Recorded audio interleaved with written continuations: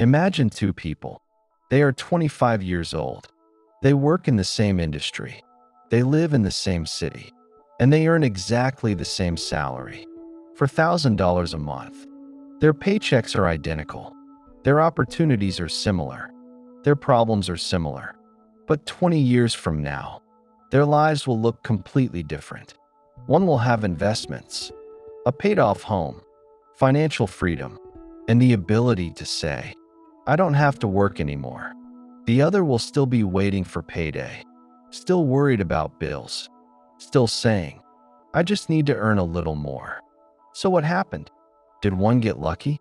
Did one inherit money? Did one earn a bigger salary? No, they simply made different decisions with the same money. And that's the uncomfortable truth about wealth. Your income can determine how much money enters your life, but your habits determine how much stays. This is the story of Alex and Daniel. Two people, same salary, completely different futures. Chapter 1. The first paycheck.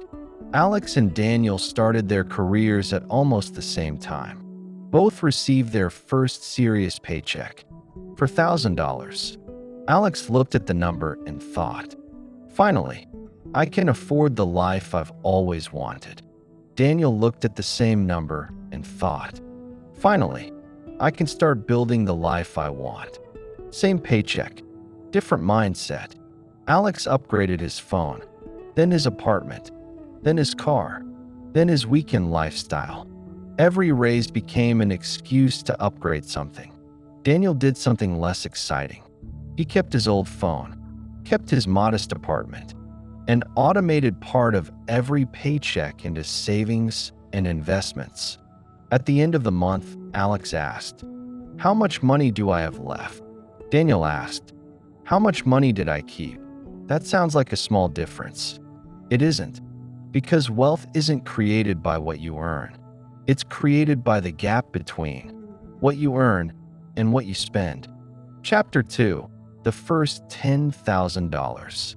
After 2 years, both had earned roughly the same amount of money, but their bank accounts looked very different. Alex had almost nothing saved. He had a nice car, nice clothes, a new phone, and a lifestyle that looked successful. Daniel had an emergency fund, some investments, and a growing amount of cash. Alex looked at Daniel and laughed. "You're making good money. Why aren't you enjoying it?" Daniel smiled. "I am." Alex didn't understand. Because Daniel wasn't trying to look rich. He was trying to become financially free. And this is where many people get trapped. They confuse consumption with progress. A bigger apartment feels like progress. A newer car feels like progress. Designer clothes feel like progress. But none of those things automatically increase your financial freedom. Some actually do the opposite. Because every lifestyle upgrade creates a new monthly obligation. And obligations are expensive. Chapter 3. The raise. At 30, both received a raise. Their salaries increased from $1,000 to $5,000 a month. Alex celebrated. He immediately increased his lifestyle. Better apartment, more expensive restaurants, more vacations, a newer car. His expenses rose almost exactly as fast as his income. Daniel did something different. He increased his investing. His lifestyle improved, but slowly. Instead of spending the entire extra $1,000, he invested most of it. This is called lifestyle inflation, and it's one of the quietest wealth killers. You earn more, so you spend more. Then you earn even more, so you spend even more. Eventually, you're earning twice as much, but somehow still feel broke. That's the trap. The goal isn't to never enjoy your money. The goal is to make sure every raise doesn't disappear. Chapter 4. The invisible difference. By 35, their lives looked similar from the outside. Both had decent jobs. Both traveled. Both owned nice things. If you looked at their social media accounts, you probably couldn't tell them apart. But underneath the surface was something very different.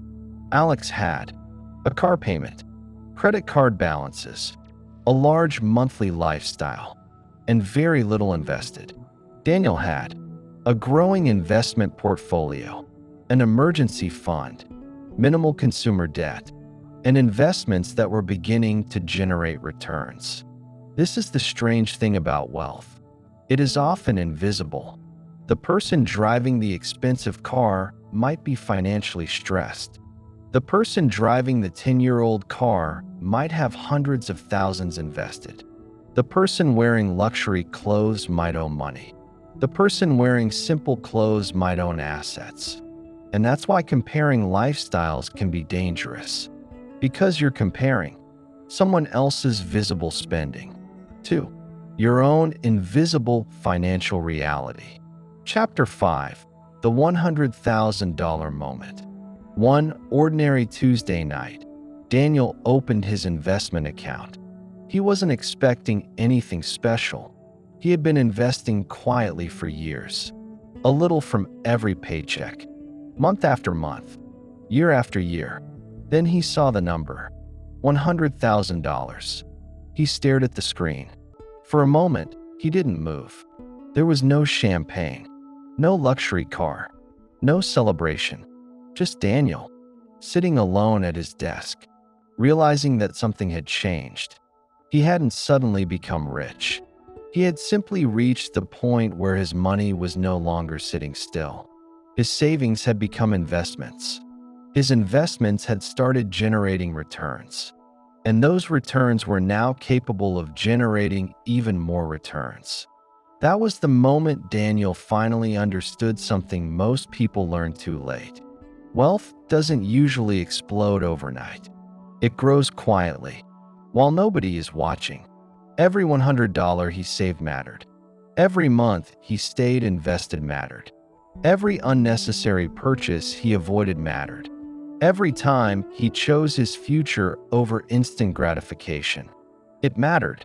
Meanwhile, Alex was still waiting for the perfect time to start. He kept telling himself, "I'll invest when I earn more." But Daniel had learned the opposite lesson. You don't wait until you're wealthy to start building wealth. You build wealth by starting before you feel ready. And that $100,000 wasn't the finish line. It was the beginning of something much more powerful. Because now, Daniel wasn't just working for his money. His money had started working for him. And from this point forward, the gap between Daniel and Alex wasn't going to grow because Daniel earned more. It was going to grow because Daniel's money was finally earning money of its own. Chapter 6. The Emergency. At 40, Alex experienced something unexpected. His company downsized. He lost his job. Suddenly, his monthly income became $0. But his expenses didn't become zero. Rent still had to be paid. The car payment continued. Credit cards still arrived. Subscriptions continued. His lifestyle had become dependent on his paycheck. And without the paycheck, everything became stressful. Daniel also experienced a career setback around the same time. But his situation was different. He had an emergency fund. He had investments. And most importantly, he had options. He could take his time finding another job. He could accept a lower-paying position if it offered better quality of life. He could even take a few months off. That's what wealth really buys you. Not just things. Options. Chapter 7. The second half of the game. At 45, the difference became impossible to ignore. Alex had earned a lot of money over his lifetime, but much of it had passed through his hands. Paycheck, bills, shopping, entertainment, payments, repeat.